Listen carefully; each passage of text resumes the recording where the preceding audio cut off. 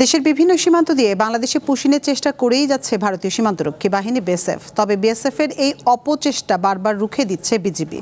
Push in ঠেকাতে তাদের সাথে যোগ দিয়েছে বাংলাদেশ আনসার ও গ্রাম প্রতিরক্ষা বাহিনী। মেহেরপুরের গাংনী সীমান্তে বিএসএফের নারী ও শিশুসহ ৬ জনকে অবৈধ পুশিনের চেষ্টা রুখে দিয়েছে বিজিবি। শনিবার ভোরে উপজেলার তেঁতুলবাড়িয়া সীমান্তের ১৪০/৫ আন্তর্জাতিক পিলারের কাছে পুশিনের চেষ্টা করে বিএসএফ। তবে বিজিবি ও গ্রামবাসীর প্রতিরোধের মুখে তা ব্যর্থ হয়। বিজিবি যখন ডাকে তখন আমরা আসি এবং পুশিং যাতে না হয় সেই আমরা করি। আটকে দিছি, আমরা বাংলাদেশ আসতে দিইনি এবং আসতে দেবও না, দিও নি। নওগাঁর সাপাহার উপজেলার কুলমুডাঙ্গা সীমান্ত দিয়ে নারী, পুরুষ ও শিশুসহ ১৭ জনকে বাংলাদেশে পুশিনের চেষ্টা চালায় ভারতীয় সীমান্তরক্ষী বাহিনী। বিজিবির তৎপরতায় সেই চেষ্টা ব্যর্থ হয়। তবে শনিবার সকাল থেকে 0 পয়েন্টে অবস্থানরত ১৭ জনকে আর দেখা যায়নি। স্থানীয়রা জানিয়েছেন, গভীর রাতে ভারতীয় সীমান্তের লাইট বন্ধ করে তাদেরকে নিয়ে গেছেন বিএসএফ সদস্যরা। চাঁপাইনবাবগঞ্জ সীমান্তে পুশিন ঠেকাতে বিজিবির সঙ্গে কাজ শুরু করেছে বাংলাদেশ আনসার ও গ্রাম প্রতিরক্ষা বাহিনীর আনসার ভিডিপি সদস্যরা। অন্যদিকে সীমান্তে গোয়েন্দা তৎপরতা বৃদ্ধির পাশাপাশি রাতের অন্ধকারে নজরদারি নিশ্চিত করতে আধুনিক পর্যবেক্ষণ সরঞ্জাম ব্যবহার করা হচ্ছে।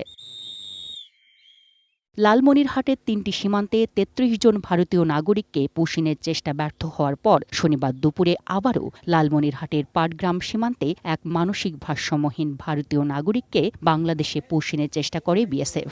তবে বিজিবি ও স্থানীয়দের সতর্ক অবস্থানের কারণে সেই চেষ্টাও ব্যর্থ হয়েছে। এমনকি পুশিন ঠেকাতে বিজিবির পক্ষ থেকে মাইকিং করা হয়। তবে রবিবার সকাল থেকে সীমান্তে কোনো পুশিনের ঘটনা ঘটেনি।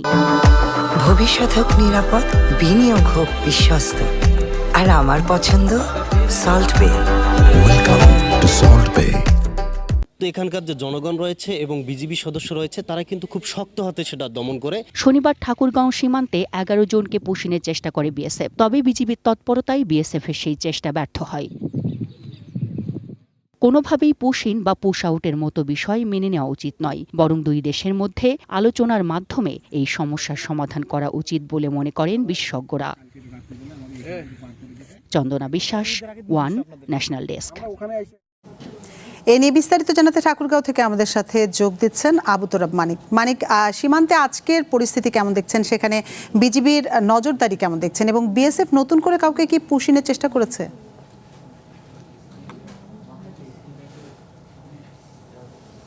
আতিফা, বিএসএফ নতুন করে কোনো পুশিনের খবর আমাদের কাছে নেই বা তারা চেষ্টা করছে এই ধরনের কোনো বিষয় এখন পর্যন্ত আমরা জানি না। আপনাদের বিজিবির কমান্ডারের সঙ্গে কিছুক্ষণ আগে আমি কথা বলেছি, তিনি এই ধরনের কোনো আশঙ্কার কথা বলেননি। তবে এখানে উত্তেজনা কমেনি এবং বিজিবির পক্ষ থেকে অতিরিক্ত টহল জোরদার করা হয়েছে।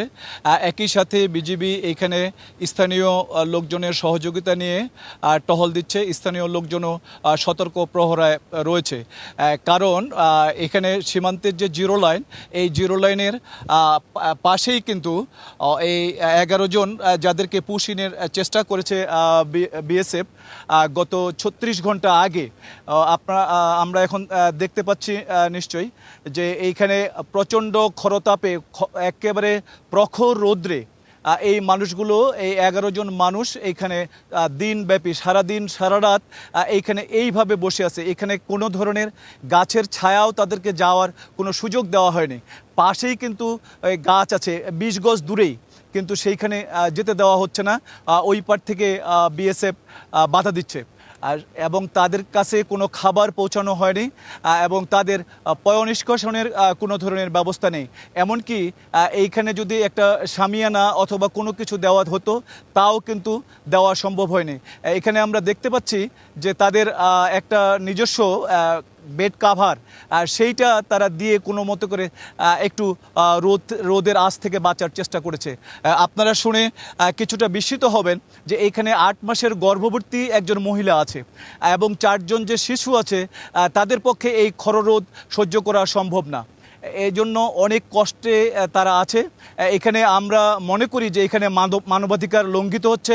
আন্তর্জাতিকভাবে এই মানবাধিকার কমিশনে যারা কাজ করেন তাদেরকে এই বিষয়টি দেখা উচিত এবং এই বিষয় নিয়ে দ্রুত সমাধানের পথ বের করা উচিত।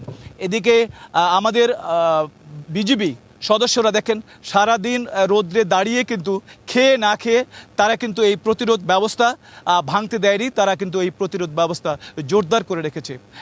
এই অবস্থায় এইখানে একটা উত্তেজনা, চরম উত্তেজনা বিরাজ করছে বলা যাবে, যে এই উত্তেজনাটা খুবই কঠিন। এলাকাবাসী মনে করছেন, এলাকাবাসী অনেক সময় শঙ্কিত হচ্ছেন যে এইখানে যে কোনো সময় বড় ধরনের দুর্ঘটনা উড়িয়ে দেওয়া যায় না, বড় ধরনের খারাপ কিছু হয়ে যেতে পারে।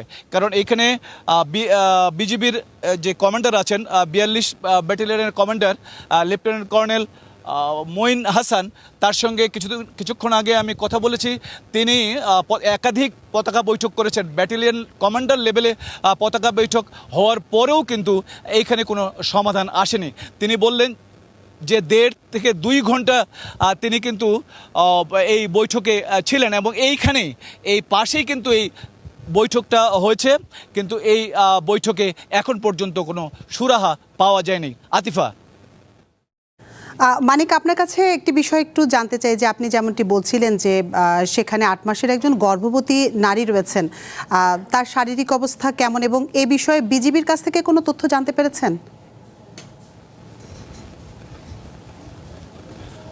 আমরা যতটুকু জানতে পেরেছি যে তিনি রৌদ্র সহ্য না করতে পেরে বমি করেছেন এবং তার আসলে তো প্রচুর পানিও দরকার, সেই পানি সরবরাহ তো এখানে কেউ করছেন না।